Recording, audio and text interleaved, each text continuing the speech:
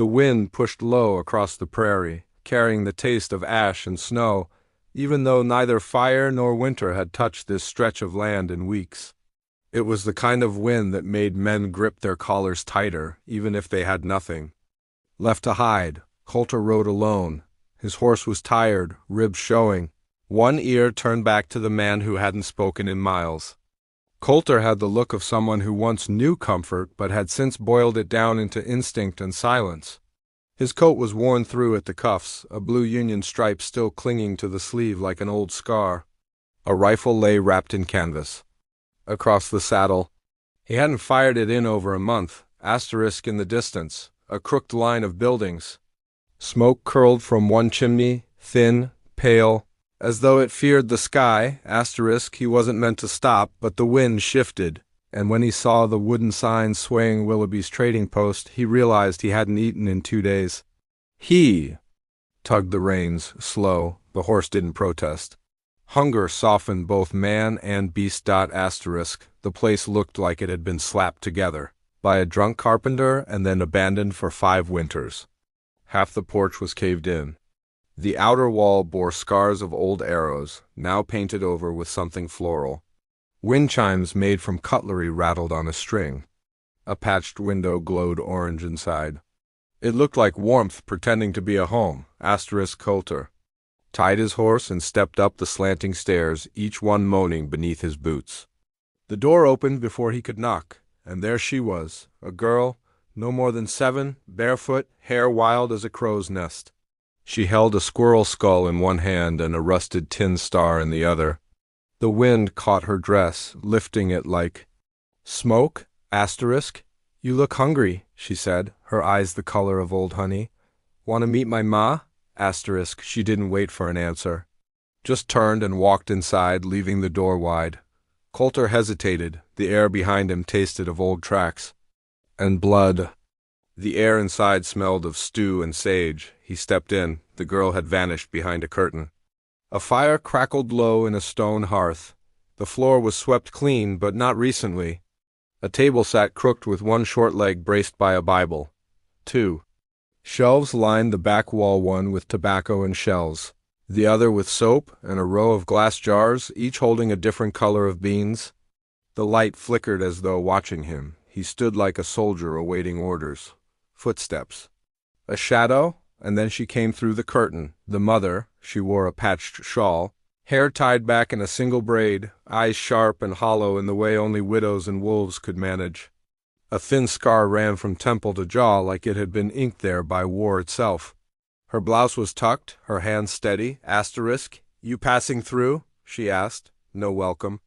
No smile. Coulter nodded once. You look like you've been passing through. For a long while. He said nothing. She poured coffee from a dented tin pot into a chipped cup and slid it across the counter. Asterisk. He caught it with both hands. More grateful than he'd admit. The girl peeked back through the curtain. What's your name, mister? She asked. He didn't answer. The mother did. Some men forget their names after enough graves. Asterisk. The girl blinked, then smiled. Then I'll give him one. Asterisk. Coulter took a sip. The coffee burned the back of his throat. He didn't mind. The burn was better than the cold. Asterisk. They let him sit for a while. No questions, no offers. Just the sound of the fire and the old violin resting by the hearth, strings broken, bow missing. Asterisk. After a time, the mother Gloria, as the girl called her, offered him a bowl of rabbit stew. He nodded. She didn't ask for payment. Asterisk. Outside. The wind shifted again. Hoofbeats. Distant, but trained ears heard them like thunder. Coulter stiffened without moving. Asterisk. Gloria met his eyes. She heard it too. Asterisk. Friends of yours? She asked quietly. No, he said. She nodded once. Then you can sleep in the storeroom. Asterisk. The girl grinned. I told you he was staying. Asterisk. Coulter looked at her. Something in that little face hurt to see. She had the same eyes his daughter had. The one he hadn't saved. Asterisk. That night, while the wind prowled outside, Coulter laid on the floor with a sack of flour for a pillow. He hadn't prayed in years, but his fingers curled around the locket beneath his shirt, and for a moment he closed his eyes as if someone might still be listening. Asterisk, just as sleep was starting to drift near, he felt a small weight settle beside. Hin. Asterisk, Junie, that was her name. She tucked her head into the crook of his arm and whispered something too soft to catch. Asterisk. Then she said it again. Asterisk, you don't have to run anymore. I saw it in the fire. He didn't move, didn't dare. Asterisk, outside, the moon was pale and cold, and somewhere on the ridge above, riders watched the post with cold eyes and hotter reasons. Asterisk, but for now, Coulter lay still, and for the first time in years, he let someone stay close, even if only for a night. Asterisk. Morning broke slow and gray, the kind of light that seeps in under doors and through window cracks, not eager, but patient. The rain had passed some time before dawn, but the world still smelled of wet ash and cedar. Coulter rose before the others. His thigh ached. Old wound, never healed right. He walked outside into the mud, steam rising from the horse's back as it shifted, ears twitching. The prairie stretched wide and unforgiving in every direction. Nothing but grass and ghosts. Asterisk behind him, the screen. Door creaked. Asterisk. You don't sleep easy, Gloria said, pulling her shawl tighter. Didn't used to be this quiet, he said. She looked at him for a long moment. Nothing ever stays quiet for long out here. Asterisk, he nodded.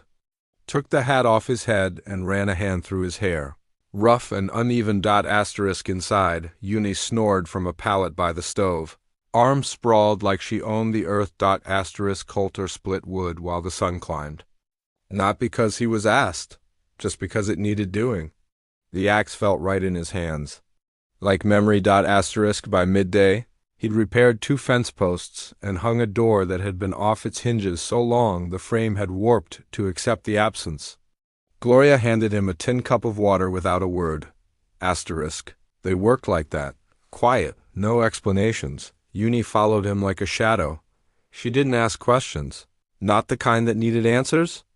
Just wandered beside him with her squirrel skull in a satchel and a rope belt tied twice around her waist. Asterisk once, while he was mending the porch, she sat on the step beside him and drew pictures in the dust with a stick.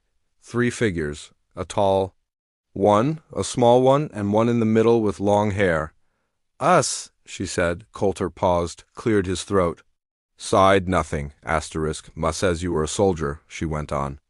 You don't smell like the ones that passed through last winter. Asterisk. What did they smell like? Asterisk. Junie scrunched her nose. Gunpowder and lies. Asterisk. Coulter smiled. Just slightly, then stood. The smile didn't last long. Asterisk, because he heard. It again. Hooves. Not in the distance this time. Closer. Asterisk. He stepped off the porch and scanned the hill. Riders, 3 of them, trotting casual, but not lazy. Men who'd done this before. One wore a gray duster. Another had a satchel heavy enough to hold chains or worse. Coulter's stomach sank. Gloria stepped out behind him. Rifle slung across her back, hands clean from soap and chores. Asterisk, they didn't speak. Didn't need to. Asterisk, the men rode in, tied their horses slow, and strolled up to the porch like it was a saloon. One tapped the brim of his hat. Asterisk, ma'am. Mighty fine post you've got here? Gloria said nothing. We're looking for a man goes by Elias Brand, said the second. Former scout, served under Sherman, deserted at Knoxville. Killed a marshal in Arkansas, been drifting west. Junie stepped out, blinking into the light. The third man grinned. Well, ain't she a spitfire? Asterisk. Gloria stepped forward. This is a trading post, not a gallows. Asterisk. We got a warrant. He unfolded it. The paper fluttered like a dying bird. The name on it, Elias Brand, Coulter's alias from another life. Asterisk. He moved slow, hand resting near his belt, not on the handle, just near enough. The men studied him. One narrowed his eyes. You look familiar, stranger. Asterisk. I ain't him, Coulter said. Voice flat as gravel. Asterisk. No, the man said, stepping closer. You just look like the kind of man who might have been him. Coulter let the silence stretch. The men didn't press further, not yet. Just bought a pouch of tobacco and rode. Off but not far. He watched their silhouettes crest the hill and settle, waiting. Asterisk inside. Gloria set a tin plate of beans on the table. She didn't ask what he was going to do. Asterisk. Instead, she lit a lantern. Even though daylight still clung to the corners, asterisk man can run from a name, she said, but not from what made him need one. Asterisk Coulter stared into the lantern. The flame trembled. I left a lot behind, asterisk Gloria nodded. Everyone out here did? Later, Uni showed him something. A small tin box she'd found buried beneath a floorboard in the supply room. Inside, a war medal, burned at the edges, and a child's drawing, charred, wrinkled, colors faded but intact. A stick figure, holding hands with a taller one under a crooked sun. The name Clara written in shaky hand beneath it. Coulter froze. That drawing was his daughter's, asterisk the box. Was all he buried after the fire? Asterisk Uni smiled. I found it before you came. I didn't know who it was for. Asterisk his breath caught. The room spun. Asterisk this trading post. It stood where his old homestead had been, burned in a raid 3 winters ago. He'd buried what little was left and never returned. Until now, until this, asterisk Gloria stepped into the room. Arms crossed, her eyes held no questions, only a storm's worth of knowing. Asterisk Uni touched his sleeve. Did she draw this for you? Asterisk he nodded once. Couldn't say more, asterisk. Then maybe, she said softly, you were meant to find it again. Asterisk that night, Coulter sat alone by the fire, the box in his lap, the weight of memory thick as smoke. Outside, wind howled like it knew his name. The 3 riders still camped just over the ridge. He could run, again, or he could stay. Asterisk, but staying meant danger. Staying meant choosing people who could bleed. Asterisk, he glanced over. Uni was asleep in the chair, clutching the locket she'd borrowed from his saddlebag. Asterisk Gloria sat across from him, not watching. Just waiting. Asterisk the storm outside settled into a hush, and in that hush, for the first time since the war, Coulter let his head fall forward and wept. Asterisk. The moon hung low like a witness, swollen and watchful above the prairie. The wind was gone, replaced by the heavy stillness of a night that waits for blood. Inside the trading post, lanterns were snuffed. Uni slept in the loft. Gloria stood by the door, one hand on her rifle, the other pressing a finger to her lips as Coulter buckled his belt. Asterisk. They're still out there, she whispered. Asterisk. He nodded. He'd known before she spoke, the way silence had thickened. The way the horses wouldn't settle. Asterisk. He finished lacing his boots and reached for the old canvas-wrapped rifle. The one he hadn't fired since Missouri? Not because he'd forgotten how, but because every shot echoed too long. Asterisk. I'll ride out at first light, he murmured. Asterisk. You won't make it a mile, she said. They're not waiting to chase you. They're waiting to kill you. Asterisk. He looked at her. There was no fear in her, only fury held in check. I won't bring this down on your home, he said. Gloria stepped closer. You think I haven't buried worse? Asterisk. He looked down at his hands. Dirt, scars, old blood in the lines. He used to believe he was doing the right thing. Once, before the girl, before the fire, before everything collapsed into dust. Asterisk. I'm not a good man. You're not, she agreed. He blinked. Asterisk. But that girl, Gloria went on, she laughs again, and you made that happen. Doesn't matter what name you used to wear? Outside, something shifted. A branch snapped. No owl called. Asterisk. Then a voice sharp as a nail in wood. Brand, you come out now? We'll keep the fire off the girl. Make us wait. And this place burns with you in it. Asterisk. Uni stirred in the loft, murmured something about rivers. Coulter stood, moved to the door. Asterisk. Gloria stopped him with a hand. There's another way. He looked down at her. She gestured toward the back door, then the ridge beyond. Draw them out. Give them something to chase. Asterisk. I get shot. Who'll split your wood? Asterisk. She didn't smile.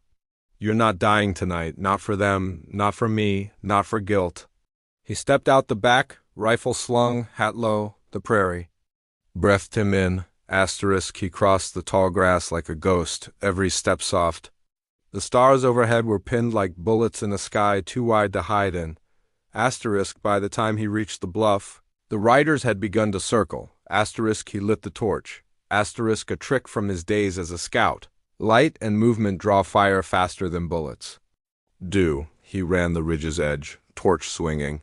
Coat flaring behind him like a flag of war. Asterisk, gunshots split the night. He heard one whistle past his ribs. Another tore through his side, white-hot pain, ripping air from his lungs. Asterisk, he dropped, rolled, fired twice. One man went down screaming. The other two dismounted and fanned out. Blood soaked through his shirt. He crawled asterisk behind a fallen log, breath shallow, limbs shivering from cold and pain and memory. He waited. Footsteps crunched closer. One rider, gray coat. Hat low, asterisk, should have run farther, Brand, the man said. Asterisk, Coulter gritted his teeth, pressed his palm to the wound, and waited. Just long enough for the rider to step too close. Asterisk, then he rose fast, savage, feral. Slammed the rifle stock into the man's throat. They grappled, kicked, rolled in the dirt like animals. The rider's pistol fired once into the air. Then Coulter's hand found the knife at his boot. Asterisk, the blade slipped under ribs. Clean and quiet, the man stilled. Coulter gasped, fell back, stared up at the sky. The stars didn't blink. He passed out before he saw Gloria coming. He woke to Uni's voice, small, sharp, familiar. "Don't die, mister. I don't want to draw a new pa." Asterisk, her hands were pressing cloth to his side. He blinked through pain, saw her face streaked with mud and tears and dried blood, not hers. Asterisk, Gloria stood nearby, torch in one hand, dragging the last rider's body. With the other, asterisk, Coulter's voice came out rough. "Told you I'd bring trouble." Asterisk, you brought a second chance. Gloria said. He drifted in and out for hours, fever, shivering. Uni sang once, off-key, words he didn't know. Her tiny hand stayed near his. When he woke again, it was morning. The light was gold. Harsh. And beautiful. The prairie was quiet again. 3 crosses had been planted. Just beyond the fence line, crude, fresh, asterisk, Coulter tried to sit up. Pain lanced through him. But he didn't cry out. Asterisk, Gloria knelt beside him. "You'll live. If you want to," asterisk, he looked at her. Then past her to the child tying wildflowers, to a stick figure drawn in the dirt. Asterisk, Uni says she's keeping you. Gloria added. Asterisk, he chuckled once, winced. "You okay with that?" Asterisk, "I buried one war," she said. "Maybe it's time to plant something new." Weeks passed. Asterisk, the post stood quiet, but stronger. New wood patched the porch. The door didn't creak anymore. A garden sprouted near the back, crooked rows of beans and stubborn squash. Asterisk, Coulter still limped. But he moved easier each day. He no longer looked over his shoulder every hour. One morning, Uni came running in from the pasture, cheeks flushed. Asterisk, "Mister!" Pa," she shouted. "There's a rider coming." He stood, hand on the doorframe, a man on horseback, but not a bounty hunter, just a traveler, tipped his hat. Asked for beans and bullets. Paid double when he saw the girl's eyes. When he left, Coulter stayed on the porch long after. The sun dipped low. Uni leaned her head against his side. "You ever gonna leave?" she asked. He looked out over the land burned and reborn. "I already did," he said. "But I came back." She nodded like she understood. That night he lit a lantern in the window, not as a warning, but as a welcome, asterisk.